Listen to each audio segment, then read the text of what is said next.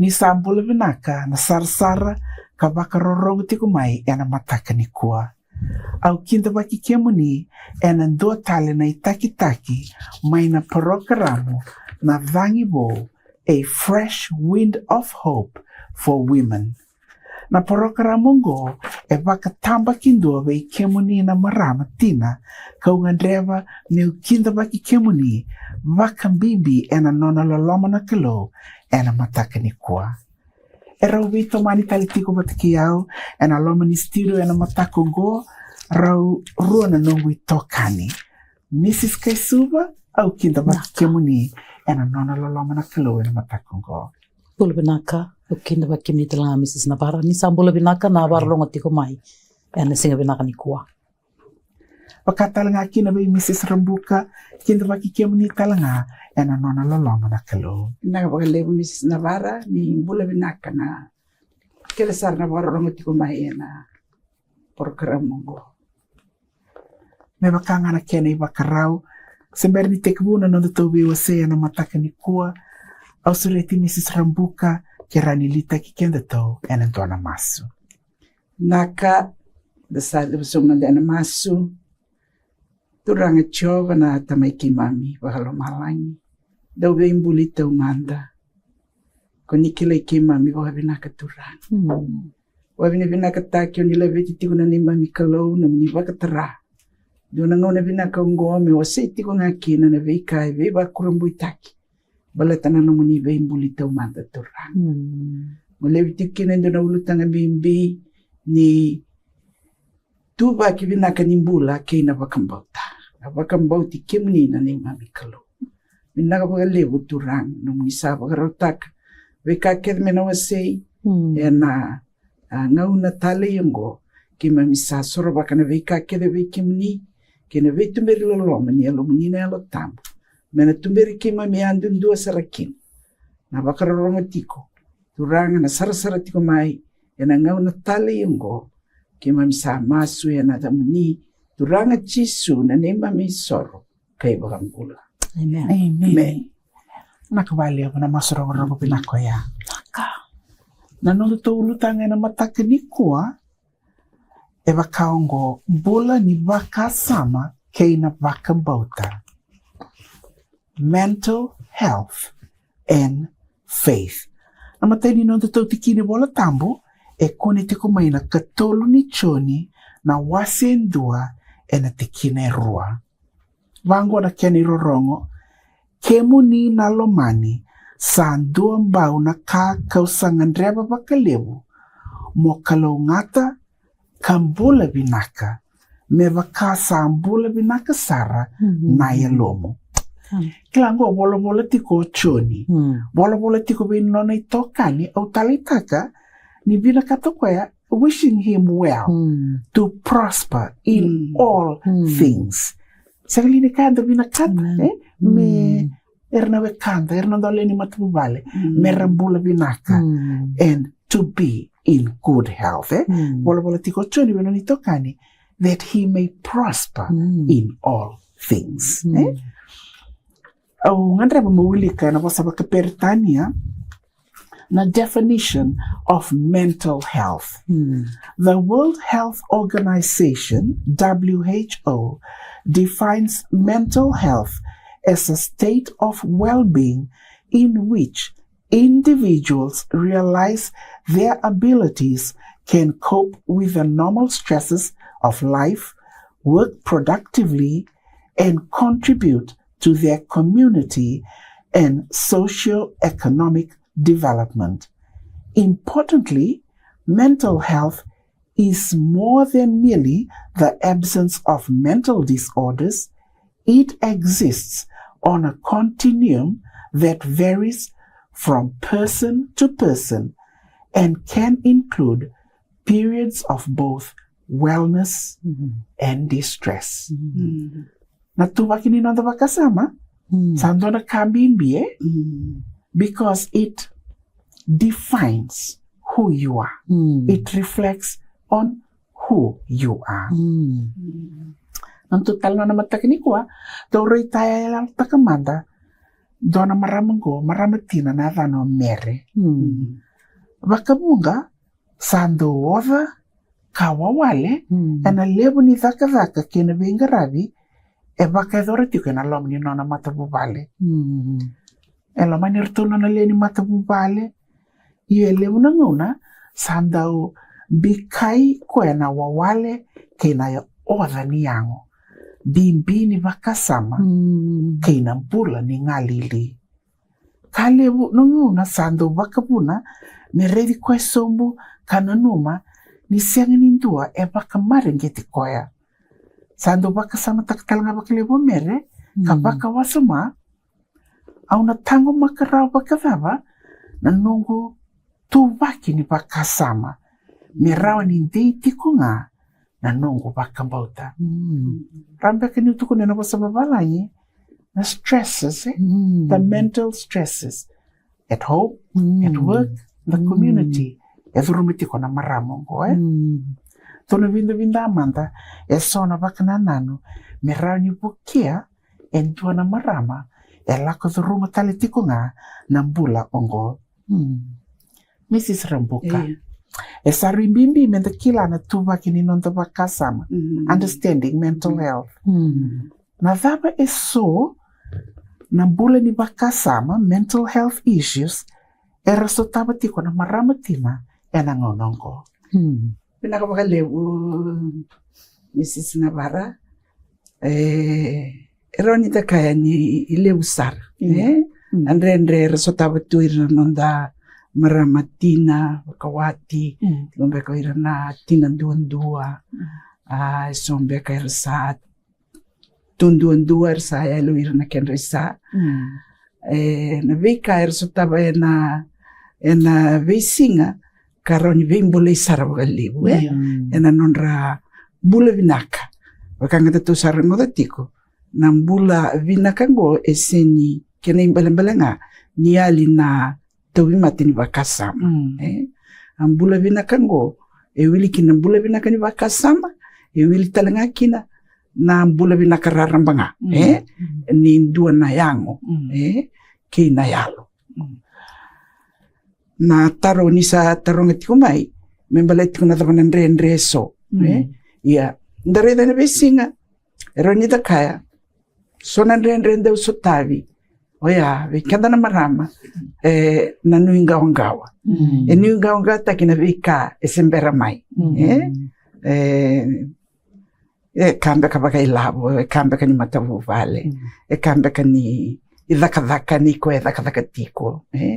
Nuingawangawa mbeka mbaleta indua, tovi matasara tiko baka mbimbi, boleka kina matavu vale. Indua ya, eroniko tamay na rere, ko tamay na tangaya, ko esa tukuni talanga ni so, esa laki woda kina na nonra bakasam. Ena kena wasabakabala ngir sa burnout. Era sa woda sivia, ena nonra sengani, wakatulo wataka wakabinaka, na vika era wakaedhoratiko. Sena nonra vingarabi, me wakarautanga. Kena rarawa, talanga kabakilai, ninda saba kainda bakila ni sa okenda ndo saranga inda satiko sa senga talindo itiko bole katikenda menda bakarara bikina gotalanga ironi kota maina ndrendre iya obvio bakarita ka wasia talanga ike me bakanga sa bakarita ka dikitiko menda ko ni nanuma ni lenga se na bule binaka ni bakasama senga ni katikina na yali ni tovi mate ni bakasama sa tungo na kana balimbul senga ni okoya ngaya sen bule binaka ni bakasama tukuni tikongo bule binaka saranga ni yangu tozoko kana bule binaka na zakaka binaka tu au na senga ni rahoni zakita kina ke na tikina bimbi sa bunu tikitiko na sona ngauna wakausive na nonda channel ni visema tingo na hope ndo toda kadaka wira na dongara batikuna tikumbulambula na kae bakatoka itikuna wasambulia na new start bakabimbi tekina kakanela ukana waka kuayango me kako ni na wai na kena ngunubi waka lebu tiko na wai na kata ni singa tiko talangana kabi na kaisulia kina mbula na waka ruta kini mbula ena vika kena dengu bitiko na dengu mbula na waka dengu ko sanango tendo waka wale takana maram lebu na ngauna nta sa kata tunga sem me tiko na ngauna menda waka dengu kina batana yango me bakadhing talanga. Ia sanga itiki na bimbi saro yanga. Nonda bakarara. Bakatamba kinjua kiwana nonda kalauliu. Tiki na ngayo biyo seta umanda ena bukuni. Ena bukuni tiki na ngoya saati kutalanga bekenda indona. Tiki ni bola tambu. Kotama bekenda na bakadhingu ena sami wasitol sanga ulkaba. Tiki na tini kabitu kina tini kawalu. Kaya tiko bango era sa tangi na yalo tundono. Asarongoda kochoba.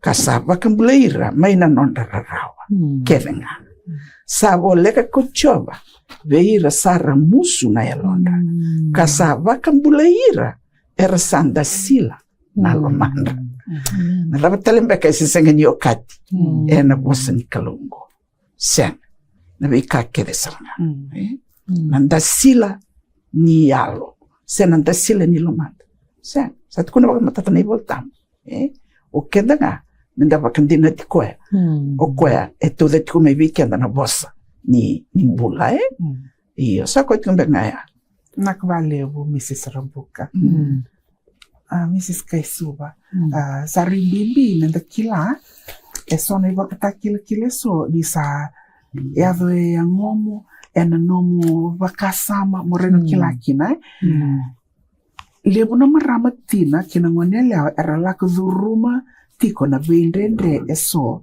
karadhuruma taundo tiko they suffer in silence na vabambeka erawa ni toubaka sala taki irakina ena mataka ni kwa mera kila see the signs ni sangona mera kere bebo kina Benaka Mrs. Navarro so nangona nda kanjina ninda menda kila bakatava ni sa wawali chiko maina nonda bakasama sena nonda tubaki ni bakasama na marama tona bana nano itikungo do kaina kitiko ni kana boso balangi you have constant exhaustion kembal bale enda sabuki oda chiko nga sabuki wawali o sasini bakila na wawali ni ngom enda dakaba tu neitavi enda dakaka tiko vale bal dakaka be kena ni chiko bal dakaka sanga tiko tale na vingarabi mbeka ena lomni songo lotu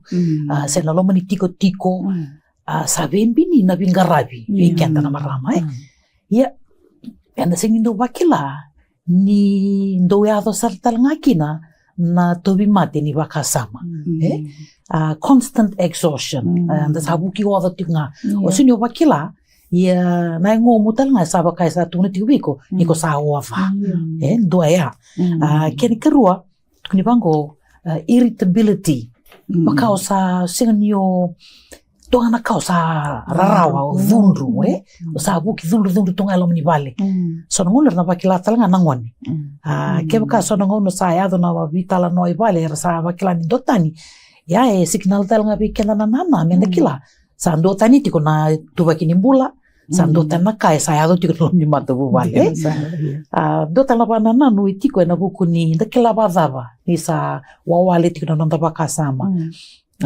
sa sanga ni o marauta ka lebu na beka tua bulitiko you know your loss of joy do kile tani to kenda marama ni donga na kabango da marau da marau esa lako me kana ka ndundur mundo marau ta ka sa sini marau ta ka sa ti umi sa ndona ka sa tuni tika weekend o baka sama ta kana ibola tambu era kuni te kina so na marama ni ibola tambu vole tugu te kitu na bula ena buku ni baka samango ni mental health se mental stress do na maramango o eka nda klabi na kanitalo ne ka na boni baka tigibu akere koyo serai me ado eka me baka lubea instead of serai sa baka yo eka Kena kanga ia dhoba na ngone leongo mbele sa tikbu me sa baka sa le bu tale sa va tale wana na nona ituki na ka sa mai la kuduru moeka. And the gerida kina na nona bula na ngone leongo because she's a loner, she's just a servant, a maid servant in the home. Kena kai musiki na ni sa tikbu me sa batona ki koya, warao te ki koya na nona mbosa marama na ngone leongo enrosa ranga na koko ni bitona ki pa kai durtu na nona bula. So you can imagine the mental stress she went through. Menro saranga indo talanga ni pakata ya barita ki weekend na marama na ngona enda sa wawale kina na nonda bakasama. Kenda sanda sini bina kata menda tiko ke ir na loma ni vale. Enda sabi na kata nga menda sa liba deu. Senda tunduan dua. Senda le wili wala tunga. We become unsociable. Au tali takakina na biba kasama tipa Mrs. Navarra ni kilao kenda na marama. Goy sona kanda sini do bulida. Enda sila kone kenda korni buli Mrs. Rambuka. But it is crucial. It is very crucial weekend na marama. Yes. Keba kau sa wakila ni sandota ni tiko na ituwa kini nomu wakasama, nomu rai, nomu do bimaliwai lomu di bale. Ya sa sige na la weekend na marama. Garo na nomu bulan dona kasale ang katiko. Saya to talinga ron yung sa ngui leva. Iko sa tiko mo ngui leva ena lomu di bale. Na kau bitan to na puno sa sini na numa. Sa sini wakasama taka nomu vital nomba ka indua. Saova, yes, praise the Lord. Saova. Na madhiu na wase chinkadua, chikini rosangul kawalu. Nakaloy kilabi naka, ninda nandau yado mendandau wova. Amen? Nakaloy kilabi naka.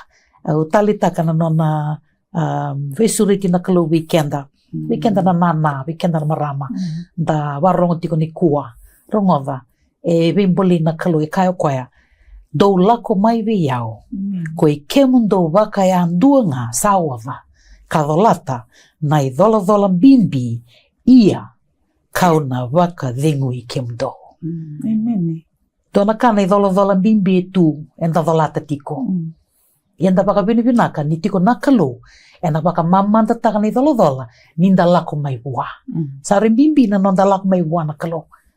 Lebo na ngauna baleta talenga na nonda sini do lak may bakal wasma wana kalo dan di taka menda baka nga taka nga na nonda koko ke nonda wuku baka tamata ya sona ka endo baka tobi mati taka nonda baka sama yo babin bina ka pona kalo ni tu na nona bosa me bole kenda Mrs. Navarra baka na numi kenda tale ya na buku ni nonda bula na marama saro imbimbi baleta kila ondo baka samta Mrs. Navarra nyalio nana na lom ni dona matu wale Sando na matu pali maloloma. Ere lutu mai nangone, lutu ma tata. Sare bimbi na nondangaro na nondambula. Naka. Naka vale bo Mrs. Kaisuva. Naka. E rawe sona ngoni sala yanga practical ways. E rawe ni wakamuria e ndua na maramatina me rawe ni buke koya e na baka na nanongo. Baka bimbi na kena buke na baka sama ni bula ni benga rabi ena loma ni mata bubale. Tapi sona kare ni lakaba na maramongo. Mrs. Rambuka, Rambek kentore ni wasiana matakini kuwa. Bina kapaka lebu Mrs. Navarra. Iyo ngoe ndo na tikina bimbi nangarabi bina kanimbula ya andua. Esenga ni kamelo malenga kina na marama senatina balete kambimbi iyo esenga ni kamenda reina ni bakaisa na numiko ngakina bakate kikoya menda kamanda ke bakaisa bakai bakarota ko kwa ngona me bakalemkina angona me be sotari kina ke irna nona ai lawa na venga una baya embimbi baleta enakota me be kwa na viva como itali ni bula sule talbe ko indona bula bo ndarida bata taletinga kina na tikina ko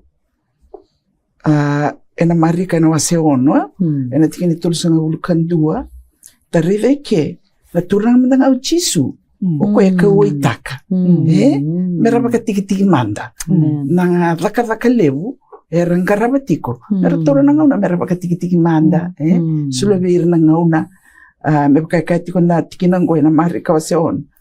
Tiki ni tolu sanga vulkan dua, asa kaya, veira koko endo lako, mai, baka tiki, kina ndona vanua lala, kamando baka vengu manda, baka leilai, ni rasa lewe bunga, era lako mai, kalako yani, arsa senga kina ni lalanga, merakana.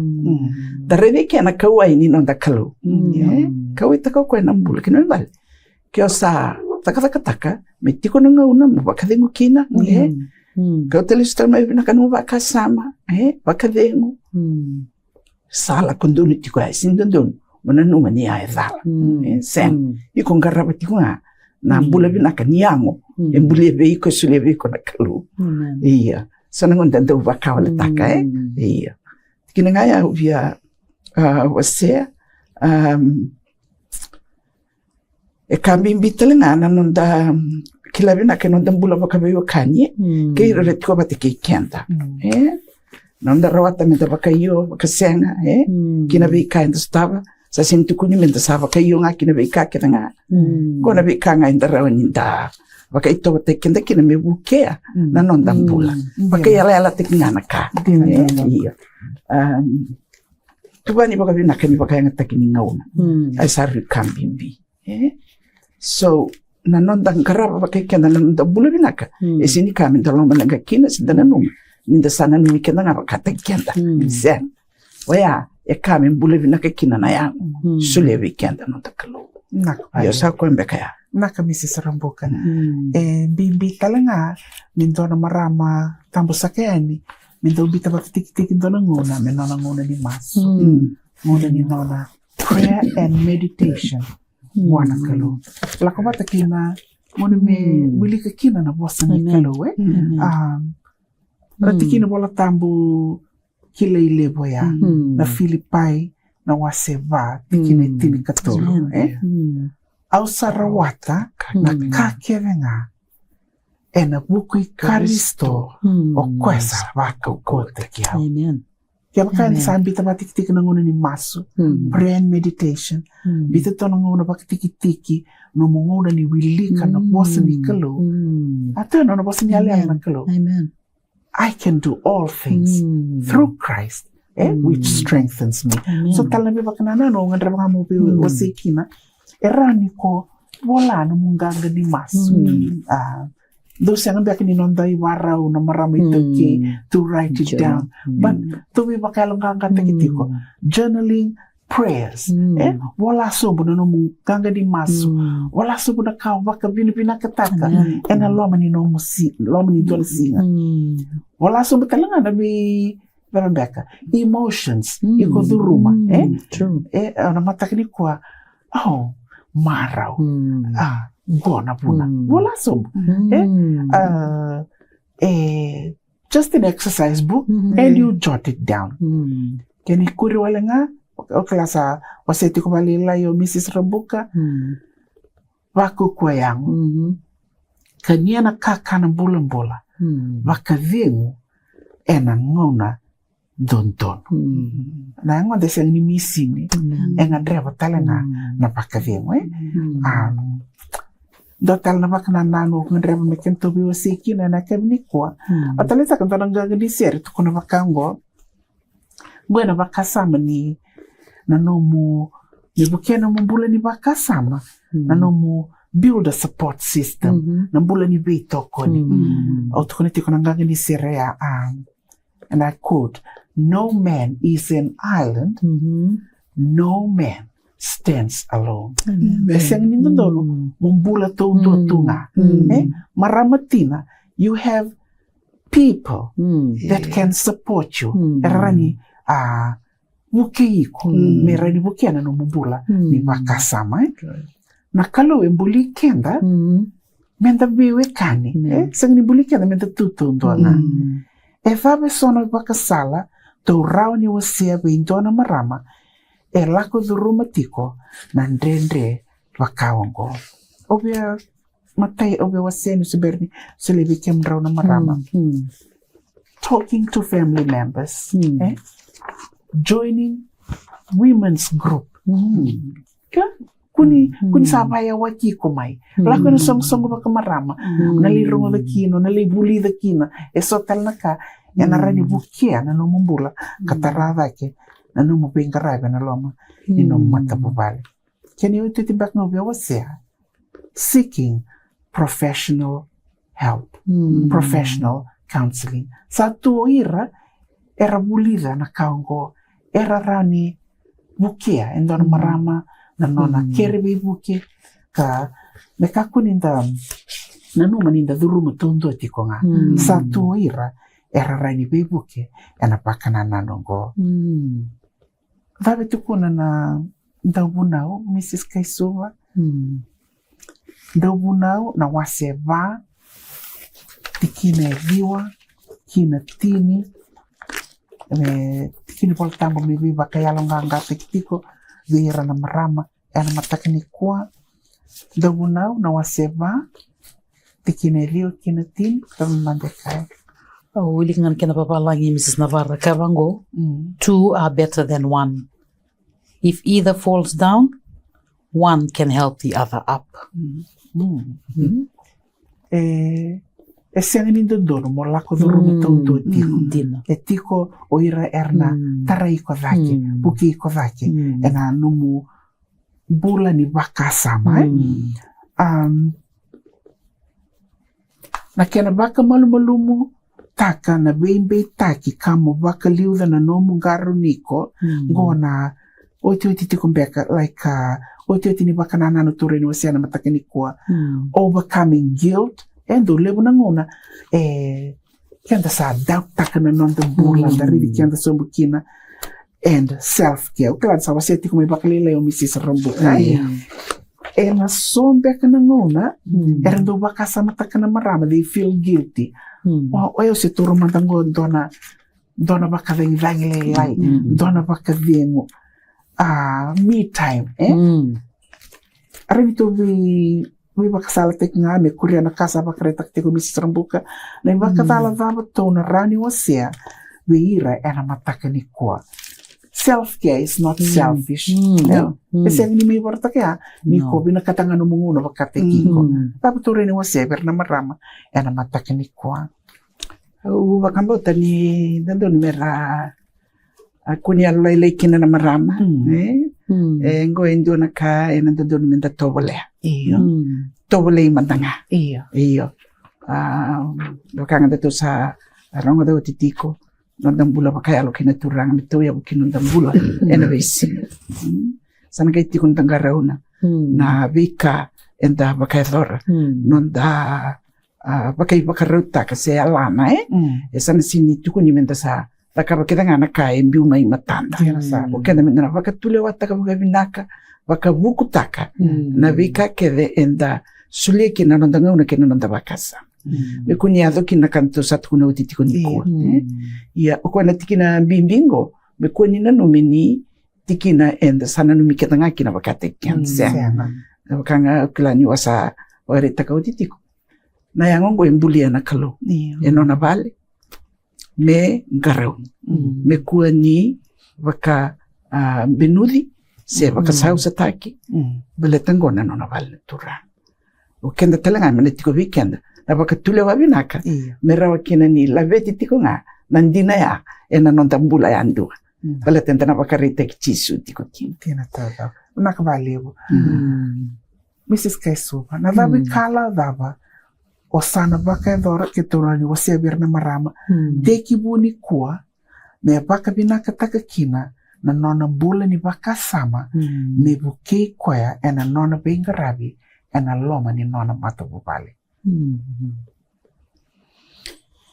Pinaka keba kao warongo tiko mai ni kua o wakila tiko ni ngoe sona kao lako dhuruma sea ni kito wa sea kedeani i ngoe sona ka kito wakambauta ni sabibu kikina na kalone alo tambo wikenda ke mendona ka menda dhabu ka lau kina na marama me waka wa sea chiko Mrs. Rambuka lebo na kandaro ni kapa.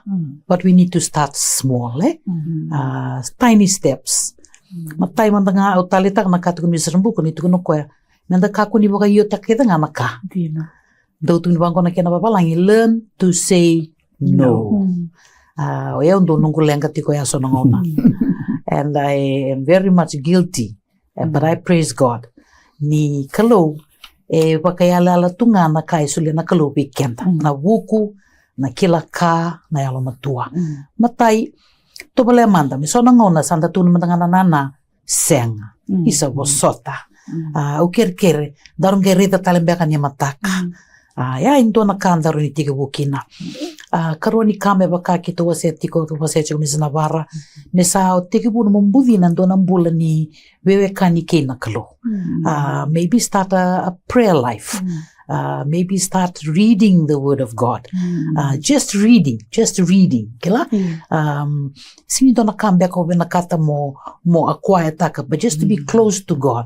Just reading the word of God aloud. Ya so na ka, na bebu kikina na kaluna lo tambe na nondambula na marama.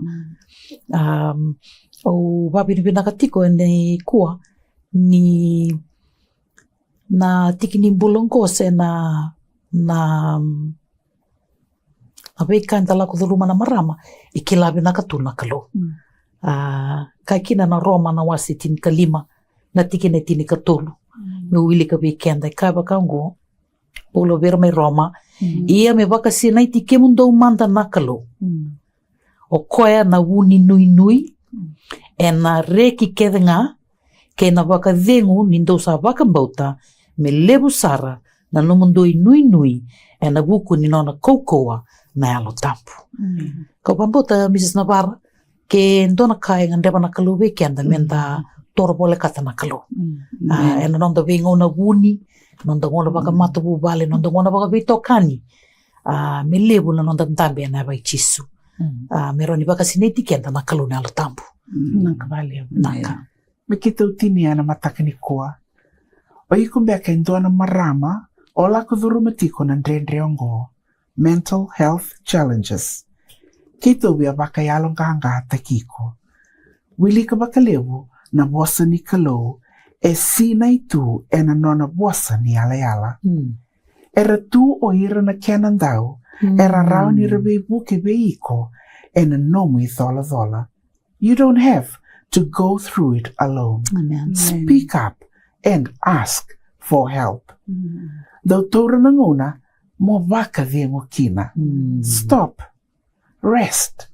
You will be revived. Na numatiko, na bula ni nomo baka sama e na bukeiko mondua na tina kaukawa kana bukeiko mondua na marama baka mbauta.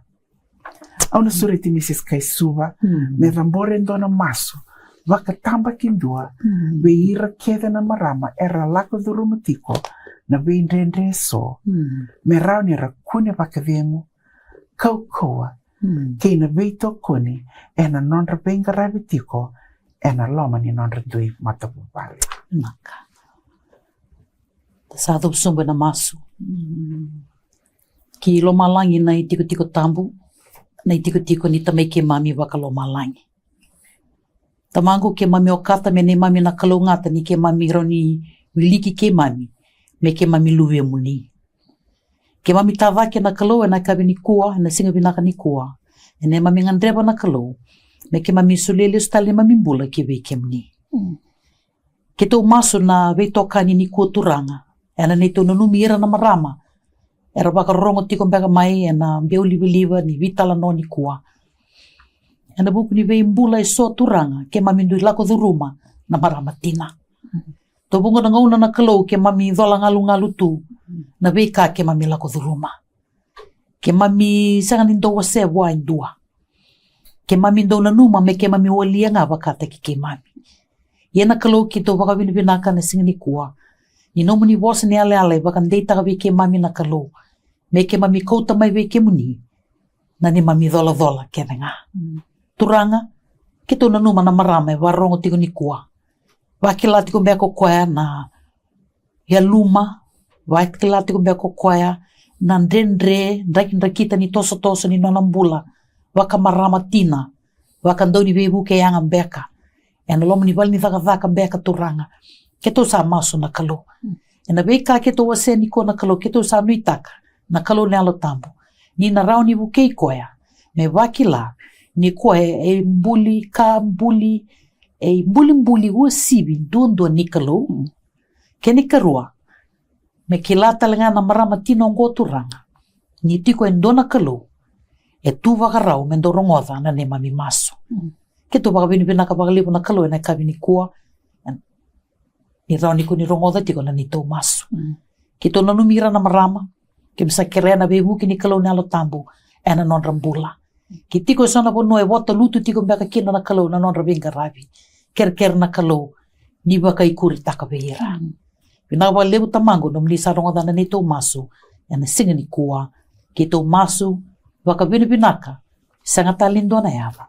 E na yava talei, ni ngoni turanga, o Chisu Karisto, na neto isoro, kasayado me neto iwakambulandina, dodoanga. Amen. Pinaka wakalipu Mrs. Kaisuva na maso, e na mataka ni kua. Au wakabini pinaka wakalipu ikemrao na nongo itokani, Mrs. Kaisuva, watake Mrs. Rambuka, pinaka wakalipu, na bei wasei, kei na bei mbolei, bei ira na marama, e na matakongo. Wei kemo ni na sarsara, ka wakarorong tikumai e na matakongo. Kaya kau ni nga dreva, mo ni masulaki, se dua na nomo ni wakatataro, gaingirita mai na namba ni taliboni, 823.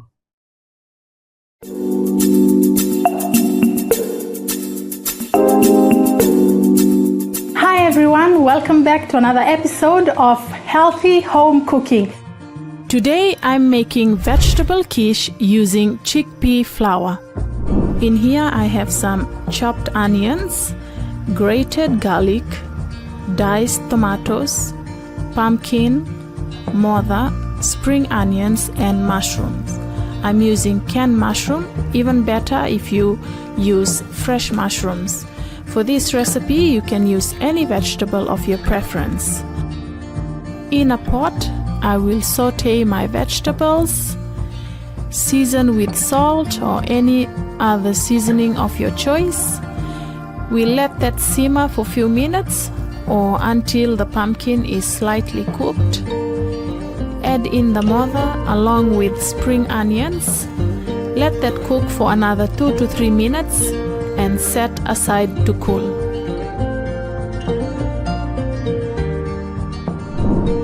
In a bowl, I'm adding in 3 cups of chickpea flour and 2.5 cups of coconut milk. You mix that till it's nice and smooth.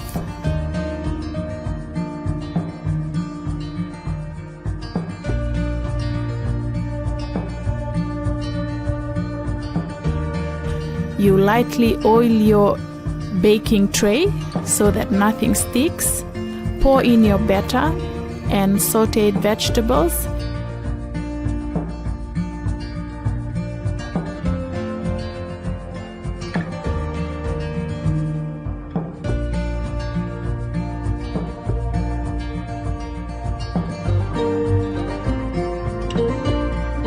And bake for 30 to 40 minutes or until the mixture is nice and firm.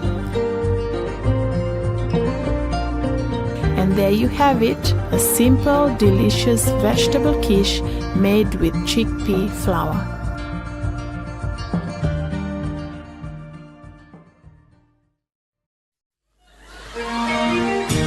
This one is for the Fungalei members. Fungalei members, the dish is yours. Dedicated to Auntie May. You've heard about the place called heaven up in the blue. I'm glad that all my sins forgiven. I'm telling you, I'd like to get this feeling you can receive. God's ready now to give this feeling. If you believe, He's a personal Savior. My personal He's a personal friend. He's mine. Yes, He's mine. I love Him so. Yes, He did my heart. My personal Personal favorite. favorite too. That's why I tell it. Now we're